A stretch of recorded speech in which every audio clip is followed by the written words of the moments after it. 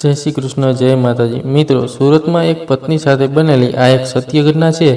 આ ઘટના આપની આંખોમાં આંસુ લાવી દેશે, તેની હું તમને ખાતરી આપું છું. તો થોડો સમય કાઢીને અંત સુધી જરૂરથી સાંભળજો. મારું નામ નિરાલી છે અને આજે હું તમને મારા જીવનની એક એવી ઘટના કહેવા માગું છું.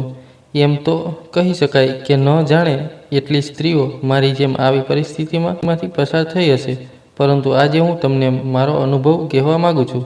આજથી 10 વર્ષ પહેલાં મારા અને સિદ્ધાર્થના લગ્ન થયા હતા. સિદ્ધાર્થ, કે જે મારા પતિ છે, એમ તો અમારા લગ્ન પરિવારની રાજી ખુશી અને અમારી મંજૂરીથી જ થયા હતા. 10 વર્ષ પહેલાં હું અને સિદ્ધાર્થ એકબીજાના પ્રેમમાં ગળાડૂબ થઈ ગયા હતા, પરંતુ આજની સ્થિતિ કંઈક અલગ જ છે. લગ્ન થયાને હું સિદ્ધાર્થના ઘરમાં આવતાની સાથે જ મેં પરિવારની ભાગદોડ પોતાના હાથમાં લઈ લીધી. હવે તો સિદ્ધાંત અને એના માતા પિતા અને આ અમારો નાનકડો સંસાર જ મારી દુનિયા થઈ ગયો હતો. નવા લગ્નો હરખ અમારા બંનેના મોઢા પર અરીસાની જેમ દેખાતો હતો. મારા સાસુ સસરા પણ મારાથી ખૂબ ખુશ હતા. હું અને સિદ્ધાંત અને એકબીજા પ્રત્યે લાગણીશીલ અને કોઈ અમને જોઈને ઘણીવાર થોભી જાય. ગાઢ મિત્રો કરતાં પણ વિશેષ એવો અમારો પતિ પત્નીનો પ્રેમ. અમારા પરિવારના લોકો પણ મારું અને સિદ્ધાર્થનું ઉદાહરણ લઈને લોકોમાં વખાણ કરતા. આવી જ રીતે અમારા લગ્ન જીવન સુખમય રીતે ચાલતું રહ્યું. ઘરમાં બસ મારા સાસુ સસરા, સિદ્ધાંત અને હું, એમ કરી અમે 4 જણા રહેતા હતા. પરંતુ કહેવાય છે ને કે સુખની પાછળ દુઃખ આપણી રાહ જોઈને જ ઊભું હોય છે. એવી જ રીતે મારી સાથે પણ કંઈક આવું જ બન્યું.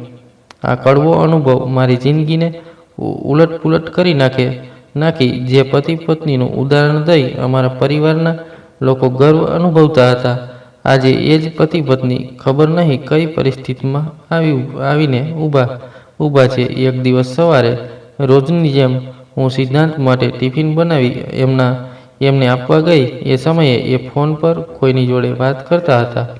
હું એમને ટિફિન એમના હાથમાં આપવા ગઈ. મારી નજીક જતાં જ એના મોઢા પર આજે મને અચાનક કંઈક ડર દેખાયો. મેં પૂછ્યું પણ ખરા, કંઈ થયું છે? કેમ મને આજે તમે અજીબ લાગો છો? એમણે કહ્યું, ના એવું કંઈ નથી, પરંતુ ઓફિસથી કામનો લોડ વધારે છે. મેં પણ એ સમજીને એમને ટિફિન આપીને જતી રહી. દરરોજની જેમ સિદ્ધાંત પણ ઓફિસે જતા રહ્યા અને હું મારા કામમાં લાગી ગઈ. બસ આવી જ રીતે બધાની દિનચર્યા રાબતા મુજબ શરૂ રહી. પરંતુ ખબર નહીં, થોડા દિવસથી મને સિદ્ધાંતમાં કંઈક બદલાવ દેખાતો હતો. પરંતુ મારું મન મને એ જવાબ આપતું હતું કે એને ઓફિસનો વધારે લોડ છે, એટલા માટે કદાચ એ મારા પર ધ્યાન નથી દઈ શકતા. અને હું પણ એક પત્નીની ફરજ પ્રમાણે એમને હેરાન કરવા નહોતી માંગતી. મારાથી રહેવાયું નહીં. એક દિવસ રાત્રે મેં એમને પૂછી લીધું, સિદ્ધાંત, ખબર નહીં કેમ પણ મને તમે બદલ્યા લાગો છો. આટલું સાંભળતા જ સિદ્ધાંતના હાવભાવ બદલાઈ ગયા. એના મોઢા પરથી તો ચોખ્ખું દેખાતું હતું કે ખોટું બોલવાનું નાટક કરી રહ્યો છે, પરંતુ આજ સુધી એવું ક્યારેય બન્યું ન હતું. તો પણ મેં એમની વાત સાંભળી. ફરી એમણે મને એ જ કહ્યું કે આજકાલ એમને ઓફિસમાંથી કામનો વધારે લોડ હોવાથી એ ઘરે કે મારામાં ધ્યાન નથી આપી શકતા. પછી મેં પણ તેમની હામાં હા કરી. એમને કહ્યું, કાંઈ વાંધો નહીં, હું સમજી શકું છું. તમે આખો દિવસ ઘરથી દૂર રહી અમારા માટે મહેનત કર્યા કરો છો. બસ આટલું કહી મેં વાતને પૂરી કરી દીધી. થોડા દિવસો પછી રક્ષાબંધનનો તહેવાર આવતો હતો. હર વખતે હું અને સિદ્ધાંત મારા ભાઈને ત્યાં રાખડી બંધાવવા માટે જતા હતા. પરંતુ આ વખતે મેં સિદ્ધાંતને આ બાબતે વાત કરી, પરંતુ એમણે મને કહ્યું કે આ વખતે એ મારી સાથે નહીં આવી શકે. મને પણ આશ્ચર્ય થયું, કારણ કે એમણે મને કોઈ દિવસ સાથે આવવાની ના નહોતી પાડી. પણ આજે એમણે મને ના પાડી. મેં પૂછ્યું પણ ખરા કે એક દિવસનો તો સવાલ છે, પરંતુ પહેલીવાર એમણે મને ઊંચા અવાજમાં જવાબ આપ્યો, તારી માટે એક દિવસ કિંમતી નહીં હોય, પરંતુ મારી માટે એક દિવસની પણ કિંમત છે. આટલું સાંભળતા જ મને થયું કે એવું તો મેં શું કહી દીધું કે સિદ્ધાંત મારા પર ખારા થાય છે. પછી મેં એમને કહ્યું, કાંઈ વાંધો નહીં, હું એકલી જ મારા ભાઈને ત્યાં જતી આવીશ. મારા મમ્મીની અચાનક તબિયત ખરાબ થતાં મારા પપ્પાએ મને એમના ઘરે બોલાવી. હું મારા મમ્મીને સારું થાય પછી મારા ઘરે જવાની હતી. મમ્મીને સારું થયા પછી મારા ભાઈના આગ્રહથી હું 2-4 દિવસ મારા પિયર જ રોકાઈ ગઈ. પિયર રોકાવા માટે મેં સિદ્ધાંતને ફોન કર્યો. સિદ્ધાંતે ફોન ઉચક્યો નહીં. પછી મેં ઘરે મારા સાસુ સસરાને જાણ કરી, પરંતુ કલાકો સુધી પણ સિદ્ધાર્થનો ફોન આવ્યો નહીં. પછી મેં એમના ઓફિસના મિત્ર સમીરભાઈને ફોન કર્યો અને કહ્યું, સમીરભાઈ, સિદ્ધાંત મારો ફોન નથી ઉચકાવતા. શાયદ એ થોડા કામમાં હશે, પરંતુ એને ખાલી એટલું કહી દેજો કે એમનું કામ બતાવી મને ફોન કરે. પરંતુ સમીરભાઈએ મને કહ્યું, પણ ભાભી, સિદ્ધાંત તો આજે ઓફિસ જ નથી આવ્યો. અને મને પણ ઓફિસથી જાણવા મળ્યું કે સિદ્ધાંત 2-3 દિવસની રજા પર ગયો છે. મને પણ નવાઈ લાગી, પરંતુ મેં સમીરભાઈ સાથે આગળ વાત ન કરી. આટલું સાંભળતા જ મારા મનમાં સવાલોનું તોફાન શરૂ થઈ ગયું. મારાથી રહેવાયું નહીં અને મેં ફરી સિદ્ધાંતને ફોન કરી દીધો. આ વખતે સિદ્ધાંતે ફોન ઉચકાવી લીધો અને બોલ્યો, શું છે, એકવાર ફોન ના ઉપાડ્યો તો આટલી તો ખબર પડે ને કે માણસ કામમાં હોય.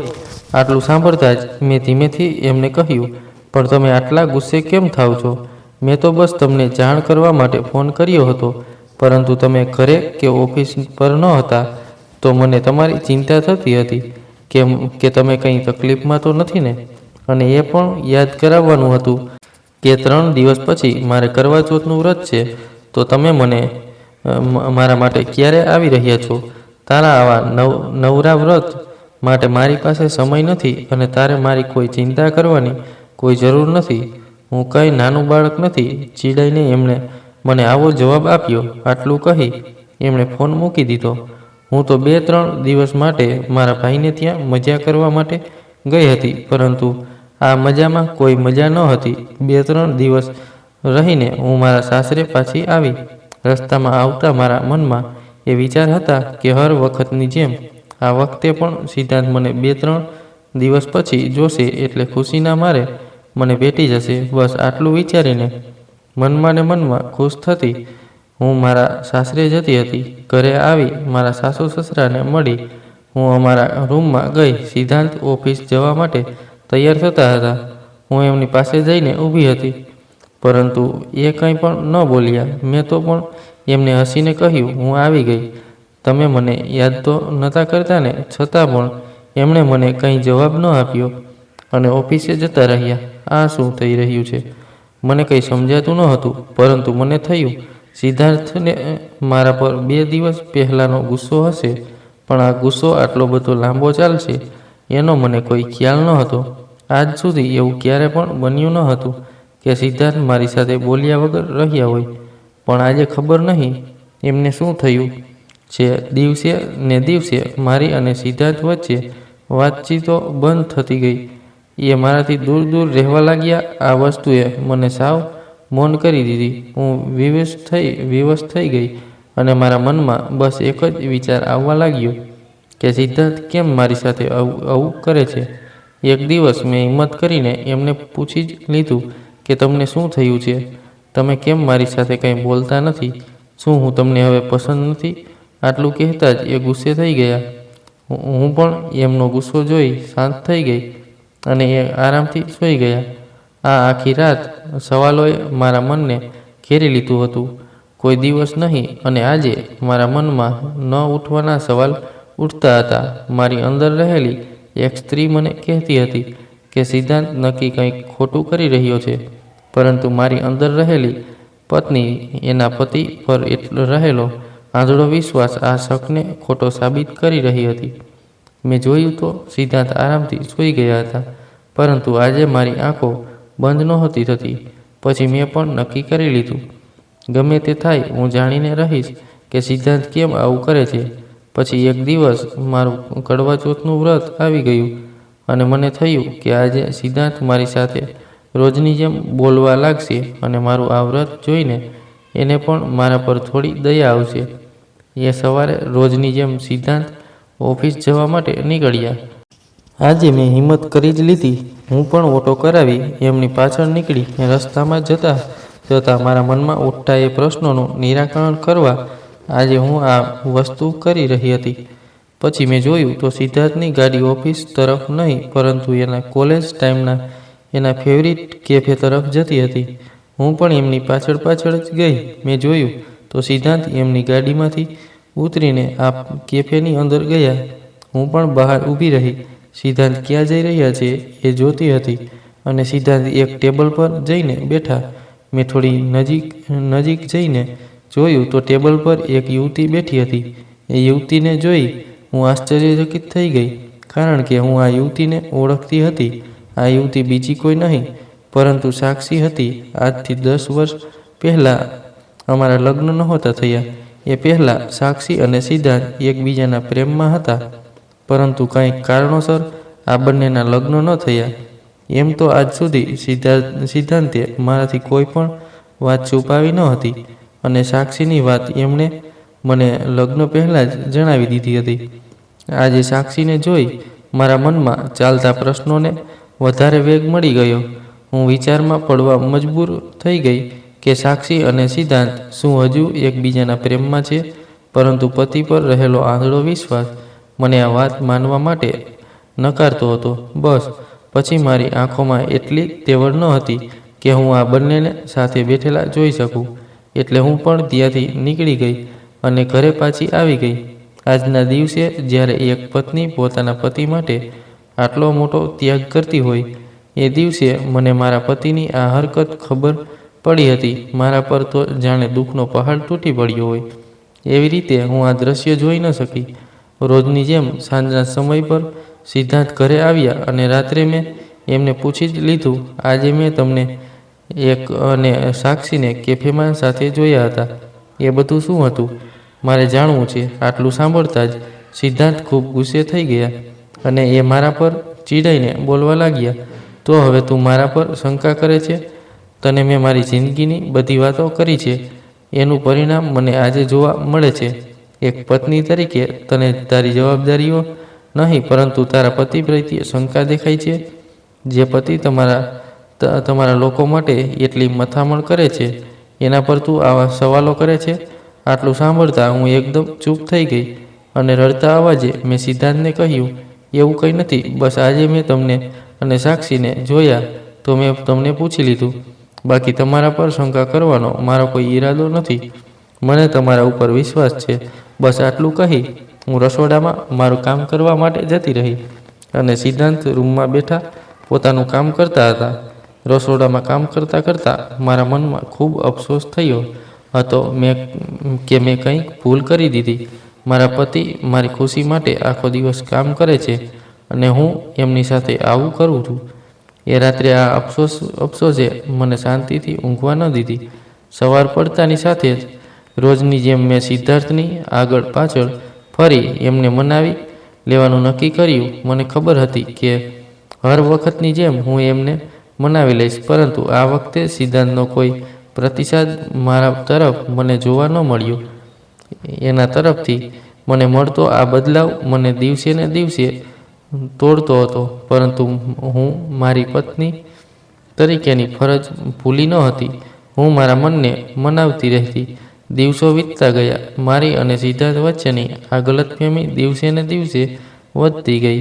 એક દિવસ સાંજના સમયે હું મારી અને સિદ્ધાર્થની પસંદની જગ્યા પર બેઠી અમારી એ યાદગીરીને મનમાં ને મનમાં આદરતી હતી. એક સમય હતો જ્યારે સિદ્ધાર્થ મારા માટે રોજ ઓફિસથી વહેલા આવવાની ટ્રાય કરતા અને પછી અમે બંને આખો દિવસની વાતો ચા સાથે શેર કરતા. પરંતુ આજે સમય સાવ બદલાઈ ગયો હતો. જે સિદ્ધાર્થ મારી જોડે હંમેશા હસીને રહેતા હતા, આજે એ જ સિદ્ધાર્થ મારું મોઢું પણ જોવા રાજી ન હતા. મને મનમાં ને મનમાં ક્યાંક તો સમજાતું હતું કે નક્કી સાક્ષીના લીધે જ આ કંઈક બની રહ્યું છે, પરંતુ સિદ્ધાર્થના ગુસ્સાનો ડર મારા આ સવાલોને બેસાડી દેતો હતો.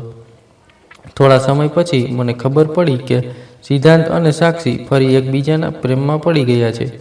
હવે તો સાક્ષીના પણ લગ્ન થઈ ગયા હતા, પરંતુ બનવાકાળ સાક્ષી સિદ્ધાર્થથી ઓફિસમાં જ નોકરી કરવા માટે આવી હતી અને એના લીધે જ આ બંને વચ્ચે આ પ્રેમનું ફરીવાર અંકુર ફૂટ્યું હતું. આજે એક પ્રેમિકા સામે પોતાનું બધું મૂકીને આવેલી પત્ની કમજોર પડી ગઈ હતી. જેના માટે હું મારું બધું મૂકીને આવી હતી, એ જ માણસ આજે બીજાના માટે શાયદ મને મૂકીને જતો હતો. સિદ્ધાંતની ચિંતામાં મારી તબિયત દિવસે ને દિવસે બગડતી જતી હતી.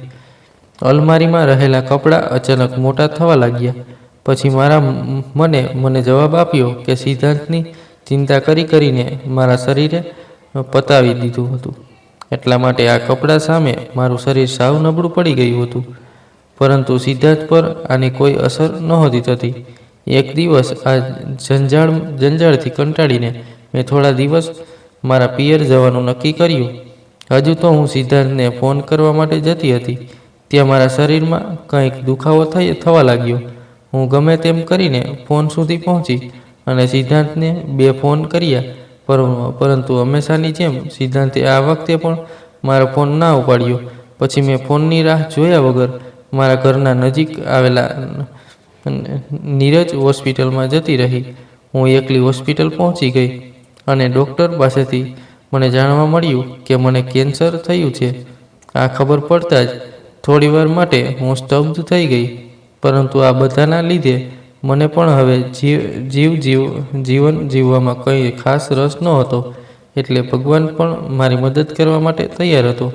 બસ ત્યાંથી નીકળીને મેં સિદ્ધાંતને જાણ કરવા ફોન કર્યો, પરંતુ સિદ્ધાંતે હજુ પણ ફોન ઉચકાવ્યો નહીં.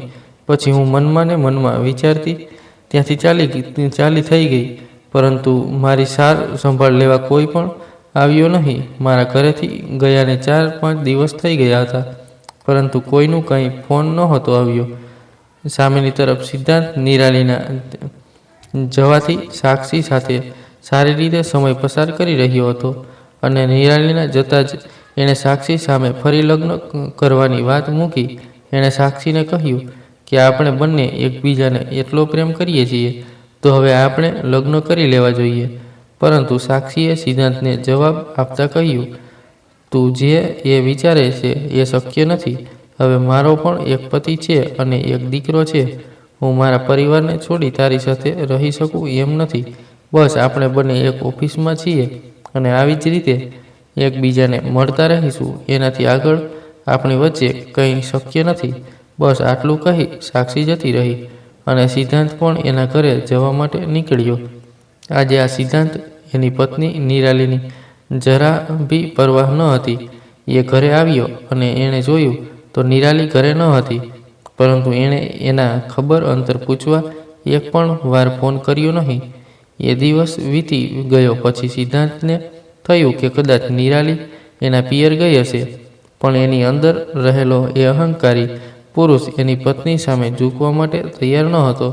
એના મનમાં રહેલો એ અહંકાર એકવાર પણ નિરાલીની ખબર પૂછવા માટે તૈયાર ન થયો.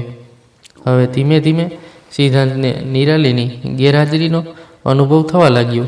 એને બધું યાદ આવતું હતું કે કેવી રીતે સવારથી લઈને સાંજ સુધી નિરાલી એના ઘરનું અને સિદ્ધાંતનું ધ્યાન રાખતી હતી. નાની નાની વસ્તુથી લઈને મોટા કામ સુધી એની પત્ની એને ખબર પણ ના પડવા દેતી. નિરાલીના ગયાને 5-6 દિવસ થઈ ગયા હતા. અત્યારે સિદ્ધાંતને થયું કે પોતે ફોન કરીને જાણી લે કે નિરાલી શું કરે છે. પછી એને નિરાલીના પપ્પાના ઘરે ફોન કર્યો. ફોન કરતાની સાથે એને જાણવા મળ્યું કે નિરાલી તો અહીંયા આવી જ નથી.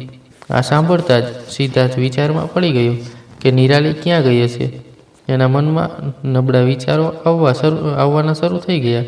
અને આવે પણ કેમ નહીં, કારણ કે એની ગાય જેવી પત્ની પર એણે માત્ર ગુસ્સો જ કર્યો હતો અને સામે નિરાલી મૌન રહી બધું સહન કરતી હતી. થોડી વાર માટે સિદ્ધાંત ત્યાં ને ત્યાં બેસી ગયો. એક બાજુથી સાક્ષી પ્રત્યેનો પ્રેમ એને નિરાલીની કાળજીને દબાવતો હતો, પરંતુ સાક્ષીનો એ જવાબ આજે સિદ્ધાંતને નિરાલીની ચિંતા કરવા પર મજબૂર કરતો હતો. અંતે સિદ્ધાર્થ ઘરની બહાર નીકળ્યો અને એણે રસ્તા પર નિરાલીને ગોતવાનું શરૂ કર્યું. મને ઘણું થયું હતું કે હું સિદ્ધાંતને જાણ કરું, પરંતુ એમ મારી કોઈ વાત સાંભળવા માટે તૈયાર ન હતા. અને સામે હું પણ એમને મારી આ બનારી વિશે જણાવી ચિંતામાં મૂકવા નહોતી માંગતી.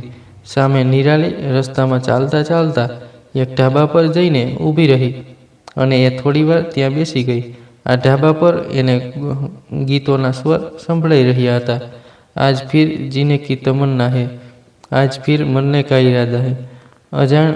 અણશક્તિના લીધે નિરાલીની આંખોની સામે તો ધૂંધળું દેખાતું હતું, પરંતુ આ ગીતનો સ્વર એના કાન સુધી સ્પષ્ટ રીતે પહોંચતો હતો અને આ ગીત જાણે એનો અંતરાત્મા જ ગાઈ રહ્યું હોય એવું એને મહેસૂસ થયું હતું. આ અચાનક ભેગી કરેલી હિંમત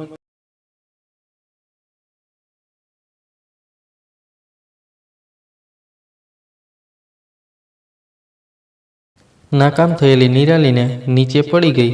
તેની આસપાસ લોકોની ભીડ થઈ ગઈ. હવે નિરાલી એની બીમારીને લીધે અશક્તિ હોવાથી બેહોશ થઈ ગઈ હતી. એની આસપાસ ઊભેલા લોકોમાંથી અમુક લોકોએ એની મદદ કરી અને એને નજીકના હોસ્પિટલ સુધી પહોંચાડી. મિત્રો, આગળ શું બન્યું એ ઘટનાની વાત કરીએ તેના પહેલાં ચેનલ પર નવા દર્શક હોય તો નીચે આપેલું સબસ્ક્રાઈબનું બટન દબાવીને ચેનલને અત્યારે જ સબસ્ક્રાઈબ કરી લેજો, જેથી દરેક નવા એપિસોડની માહિતી આપને સમયસર મળતી રહે. હોસ્પિટલ પર હું એકલી. મને ખબર હતી કે હવે મારી પાસે કંઈક સમય નથી, કારણ કે હું કેન્સરના લીધે છેલ્લા સ્ટેજ પર હતી. હું આ જિંદગીથી હારેલી છતાં પણ હોસ્પિટલ પહોંચી અને સામે સિદ્ધાંત હાફળો ફાફડો થઈ નિરાલીને આમ તેમ ગોતતો રહ્યો. સિદ્ધાંત ગાંડો તૂર બની ગયો નિરાલીને શોધી રહ્યો હતો, પરંતુ એને નિરાલીનો કોઈ અતોપતો મળતો ન હતો. એના મનમાં નબળા વિચાર આવવાના શરૂ થઈ ગયા હતા અને આવે પણ કેમ નહીં. એ જાણતો હતો કે નિરાલી એના લીધે જ ક્યાંક જતી રહી છે. અચાનક સિદ્ધાંતના ફોનમાં કોઈ અજાણ્યા નંબરમાંથી ફોન આવે છે. સિદ્ધાંત ધ્રુજતા હાથે એ ફોન ઉચકાવે છે. હેલો, શું તમે સિદ્ધાંત પારેખ બોલી રહ્યા છો? ફોનમાંથી કોઈ અજાણ્યા માણસનો અવાજ હતો. સિદ્ધાંતે જવાબ આપ્યો, હા, પણ તમે કોણ બોલો છો? ફરી એ માણસે કહ્યું, અમને તમારી પત્નીના પર્સમાંથી તમારું વિઝિટિંગ કાર્ડ અને તમારા લગ્નની એક તસવીર મળી હતી, જેથી અમે તમારો સંપર્ક કરીને તમને જણાવી રહ્યા છીએ કે તમારી પત્નીને નીરજ હોસ્પિટલમાં એડમિટ કર્યા છે. એટલા માટે બને એટલા ઝડપથી હોસ્પિટલ પહોંચી જાઓ. આટલું સાંભળતાની સાથે જ સિદ્ધાંત ડરી ગયો. એને થવા લાગ્યું કે ન જાણે નિરાલી સાથે શું થયું હશે. એને હોસ્પિટલ પહોંચવામાં આજ વાર ન લગાડી. હવે સિદ્ધાંતને મનમાં ને મનમાં પોતાની કરતૂતનો પસ્તાવો થયો હતો, પરંતુ એ ઝડપથી નિરાલી પાસે પહોંચીને એના આ કામની માફી માંગવા ઈચ્છતો હતો.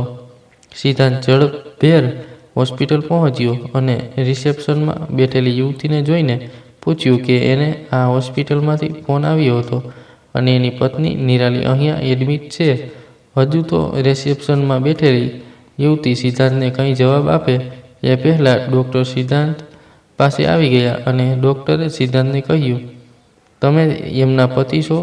શું તમને ખબર નથી કે તમારી પત્ની આ બીમારીથી કેટલા સમયથી પીડાય છે? સિદ્ધાંત ચોંકી ઉઠ્યો. એને કંઈ સમજાયું નહીં કે ડૉક્ટર કઈ બીમારીઓની વાત કરે છે, પરંતુ એનું મન એને જવાબ આપતું હતું કે કદાચ નિરાલી ઘણીવાર સિદ્ધાંતને કંઈક વાત કરવા માંગતી હતી, પરંતુ સાક્ષીના પ્રેમમાં ગળાડૂબ થયેલો સિદ્ધાર્થ નિરાલીની એક પણ વાત સાંભળવા માટે તૈયાર ન હતો. ડૉક્ટરે જણાવ્યું કે નિરાલી કેન્સરના છેલ્લા સ્ટેજમાંથી પસાર થતી હતી અને એ છેલ્લા ઘણા સમયથી જિંદગી અને મોતની વચ્ચેની લડાઈ લડી રહી હતી. આટલું સાંભળતા જ સિદ્ધાર્થના હોશ ઉડી ગયા અને એ ડરેલા અવાજે બોલ્યો, નિરાલી ક્યાં છે? મારે એને અત્યારે જ મળવું છે. ડૉક્ટરે સિદ્ધાંતને નિરાલીના રૂમ તરફ મોકલ્યો. સિદ્ધાંત દોડતો દોડતો નિરાલીના રૂમ તરફ જતો હતો. આ વખતે એ નિરાલીને એ જ સિદ્ધાંત સોંપવા માંગતો હતો કે જેને નિરાલી પ્રેમ કરતી હતી. આટલા સમય પછી આજે સિદ્ધાંતને નિરાલી પ્રત્યે એ જ પ્રેમ અને એ જ કાળજી ઉભરાતી હતી. આજે એ દોડતા દોડતા એક એક કદમ સિદ્ધાંતને બહુ દૂર લાગી રહ્યા હતા. સિદ્ધાંત એક શ્વાસે નિરાલી તરફ દોડતો ગયો. જઈને એણે જોયું અને જાણે એના પગ નીચેની જમીન સરકી ગઈ હોય એમ એણે આઘાત લાગ્યો. એણે સામે નજર કરી તો જોયું ખાટલા પર નિરાલી નહીં, પરંતુ એનો મૃતદેહ હતો. આટલું જોતાં જ સિદ્ધાંત પોતાને રોકી ન શક્યો. એ ચોધાર આંસુએ રડતો રહ્યો. ત્યાંને ત્યાં બેસી ગયો. જે પત્ની આજ સુધી તેની માટે જીવી રહી હતી એ જ પત્ની આજે કદાચ એના લીધે જ મૃત્યુ પામી હતી. સિદ્ધાંતને અફસોસનો કોઈ પાર ન રહ્યો, પરંતુ હવે બહુ મોડું થઈ ગયું હતું. એને થયું કે એણે બહુ મોટી ભૂલ કરી દીધી છે. એક પ્રેમિકા કે જેના માટે એણે એની ગાય જેવી પત્નીને આટલી મોટી ઠેસ પહોંચાડી, આજે એ જ પ્રેમિકાએ 7 કદમ આગળ ન વધી શકી અને સામે એની પત્ની કે જે એના આખા પરિવાર અને સિદ્ધાંતનું ધ્યાન રાખી રહી હતી, એણે 7 વચનો નિભાવી પોતાના પતિની ખુશી માટે પોતાનું બલિદાન આપી દીધું હતું. આજે કદાચ નિરાલી તો નહીં, પરંતુ એનો અંતરાત્મા વલોપાત કરતા આ સિદ્ધાંતને જોઈ રહ્યો હતો. પરંતુ હવે અફસોસ કરવાનું કોઈ કારણ ન હતું, કારણ કે જીવતા સમયે સિદ્ધાંતે નિરાલી સાથે ના કરવાનો વ્યવહાર કર્યો હતો. અને આજે એ જ સિદ્ધાંત અફસોસનો કોઈ પાર નથી, પરંતુ આજે એની માફી સ્વીકારવા માટે નિરાલી સજાગ ન હતી. એક પત્નીએ પોતાની આખી જિંદગી એના પતિના નામે કરી મોતને પ્યારું બનાવી લીધું હતું. સિદ્ધાંત ત્યાં બેઠો રડતો હતો. એટલી વારમાં એક નર્સ એની પાસે આવી અને એના હાથમાં એક કાગળ આપ્યો. એમણે કહ્યું કે આ કાગળ અમને તમારી પત્ની પાસેથી મળ્યો છે. આટલું કહી આ નર્સ સિદ્ધાંતને નિરાલીનો એક કાગળ આપીને જતી રહી. સિદ્ધાંતે રડતી આંખોએ આ કાગળ ખોલ્યો. સિદ્ધાંત, મને ખબર નથી કે હવે મારી પાસે જીવવા માટે કેટલો સમય છે, અને મેં પૂરેપૂરી કોશિશ કરી કે મારા બચેલા સમયને હું તમારી સાથે જીવી શકું, પરંતુ પરિસ્થિતિએ મને એટલી મજબૂર કરી દીધી, અને મેં પણ આ સંબંધને સુધારવા મારી બનતી બધી જ કોશિશ કરી, પરંતુ મારા પ્રેમમાં કંઈક કમી રહી ગઈ હશે કે તમારે મને છોડીને બીજી સ્ત્રી પાસે પ્રેમ શોધવાની જરૂર પડી. હું તમને મારી આ બીમારી વિશે જણાવીને તમને ચિંતામાં નાખવા નહોતી માંગતી. હું આપણી એ જૂની યાદોને આપણી વચ્ચે તાજી કરવા માંગતી હતી, પરંતુ હવે તમે મારાથી ખૂબ દૂર થઈ ગયા હતા. જો મેં મારો પત્ની ધર્મ નિભાવવામાં કોઈ ભૂલ કરી હોય તો મને માફ કરી દેજો. અને હા, શાયદ તમને મારા હોવાથી કંઈ ફરક નહીં પડે, છતાં પણ તમારી રોજિંદી જરૂરિયાતની વસ્તુઓ મેં તેની જગ્યા પર સાચવીને રાખી છે, અને એની એક યાદી કરીને ટેબલ પર રાખી છે, જેથી તમને કોઈ અગવડ ન પડે. અને હા, તમારું ઓફિસનું બ્લેઝર નવી તિજોરીમાં પણ નહીં, પરંતુ જૂની તિજોરીમાં રાખ્યું છે. એ હમણાં થોડું ખરાબ થઈ ગયું હતું, એટલા માટે એને ઇસ્ત્રી કરીને મેં ગોઠવીને રાખ્યું છે. સાથે સાથે તમને ગમતા એ નવા શૂઝ જે તમે છેલ્લા 15 દિવસથી વધારે પહેરી રહ્યા છો, એ આપણા બેડ નીચે બોક્સમાં પડ્યા છે. બાકીની બધી નાની મોટી વસ્તુઓની યાદી એ ટેબલ પરના કાગળમાં લખેલી છે.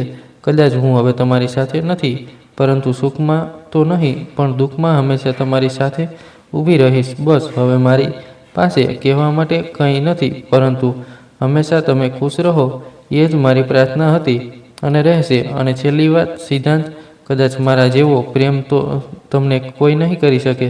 તમારું ધ્યાન રાખજો. લેખિતિન તમારી પછીના શબ્દો સિદ્ધાંતના આંસુઓથી રડાઈ ચૂક્યા હતા, અને સિદ્ધાંતના આંસુ આ પત્રને સ્પર્શીને જાણે માફી માગી રહ્યા હતા તેવું દ્રશ્ય ઉપસી આવતું હતું. ભગવાન પુરુષોને આશીર્વાદ રૂપે એક વફાદાર પત્ની આપતા હોય છે, પરંતુ આજના સમયમાં આ વફાદારીની વાતો માણસના મગજમાં ઉતરતી નથી. અને જે વ્યક્તિ એના માટે બધું છોડીને આવ્યો હોય, એક દિવસ એને જ છોડી દેવામાં આવે છે. અત્યારના સમયમાં ચાલતી આ કડવી વાસ્તવિકતા જેનાથી આપણે બધા પરિચિત છીએ. મિત્રો, આ એપિસોડ આપને પસંદ આવ્યો હોય તો ખાસ વિડીયોને લાઈક કરી અને એકવાર કોમેન્ટ બોક્સમાં જય માતાજી જરૂરથી લખી નાખજો, જેથી માતાજીની કૃપા આપ સૌના પરિવાર પર બની રહે. સાથે જ મિત્રો, આપ કયા ગામથી આપણો વિડીયો નિહાળી રહ્યા છો તે પણ આપ અમને જરૂરથી જણાવજો.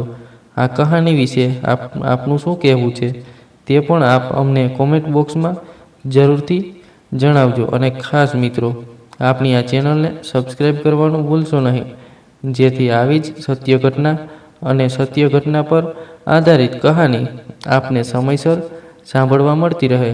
ખૂબ ખૂબ ધન્યવાદ. જય માતાજી, જય શ્રી કૃષ્ણ.